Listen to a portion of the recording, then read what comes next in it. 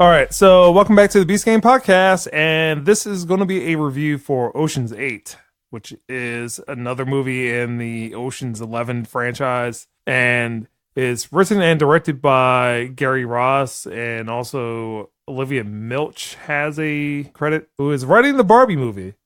It stars Sandra Bullock, Kate Blanchett, Anne Hathaway, and a whole bunch of other people, Mindy Kaling, Rihanna. The synopsis is, Debbie Ocean gathers an all-female crew to attempt an impossible heist at New York City's Met Gala. It starts off similar to the first movie. Sandra Bullock's character, who is the sister of Danny Ocean. Okay. Yeah, she's getting paroled. She's being asked questions about why they should release her. So, a similar imagery, goes to New York.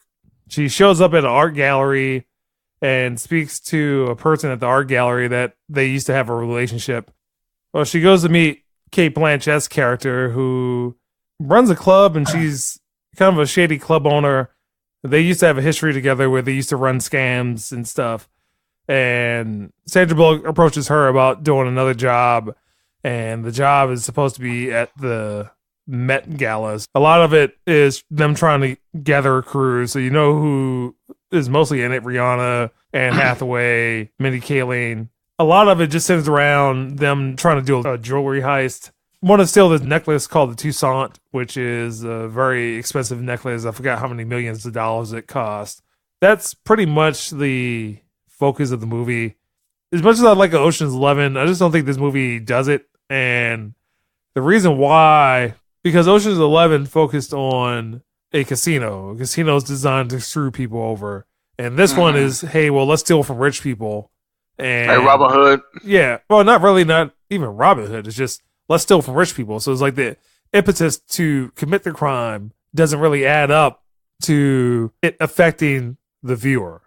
That someone would say, oh yeah, I've been to a casino, they screwed me. How many times have you been to the Met Gala, James? 0. It just doesn't make sense. And the thing about this movie is it plays off some of the beats. There's a handful of characters, as Ruben, the gymnast, make an appearance. So it's like, oh yeah, here's some Easter eggs while they do this kind of boring heist. Just ultimately the heist in general, you can tell where it was going. It's just like all the plot threads are telegraphed. And then again, when you have the overall plot being, well, let's rob rich people, then you also have this slight revenge plot. It just doesn't make sense. The Vegas stuff was a lot better. And I only like the first movie. The second and third movies, not good. This is probably somewhere in between third movie, because I like the third movie better than the second movie.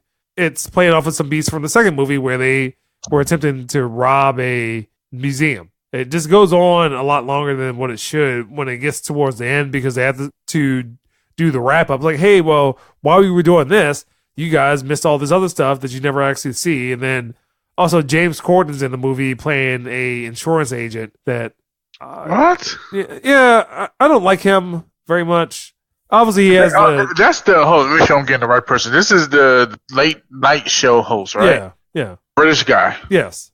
He shows up as an insurance agent. And I think Designer might have been in the movie. What? Okay.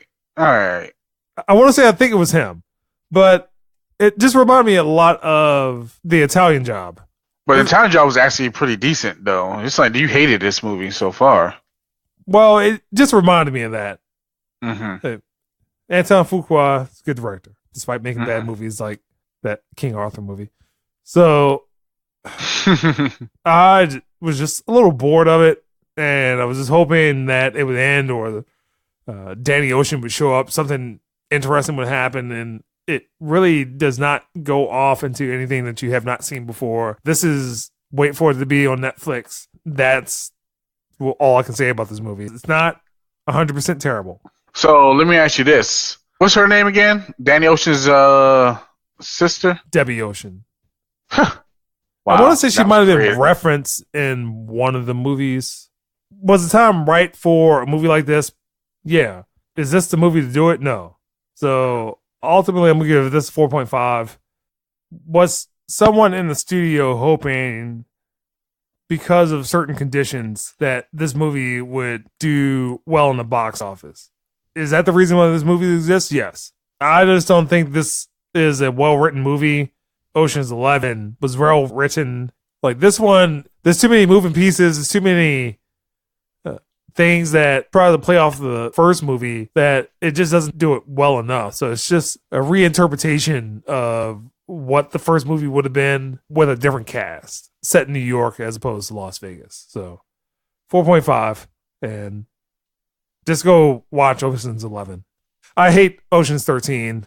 I hate that movie. I also despise Ocean's 12. So I would probably say this is the next best movie in that franchise, but just wait for it to be on FX, TBS, TNT, and that's Beast Game Podcast.